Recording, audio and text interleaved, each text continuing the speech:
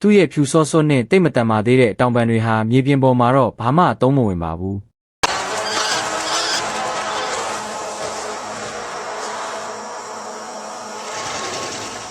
ဒါပေမဲ့သူဟာမြေပြင်ပေါ်မှာပဲအမြဲကပ်နေရမယ့်ကောင်တော့မဟုတ်ပါဘူး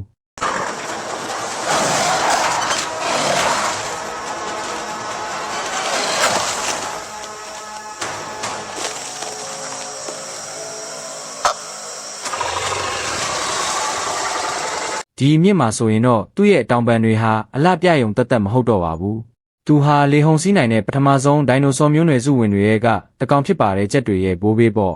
ဒါပေမဲ့ဒီနေရာမှာတော့အန်ချီယောနစ်ဟာအတွေ့အကြုံလူနယ်သေးတဲ့အဆင့်ပဲရှိရသေးတယ်တိတ်ဝေးဝေးမပြန်တန်းနိုင်ပါဘူးလောလောဆယ်မှာတော့ဒီဝေဟင်ပြင်တစ်ခုလုံးဟာအပတာယိုဆောတွေရဲ့လက်ထဲမှာပဲရှိနေပါသေးတယ်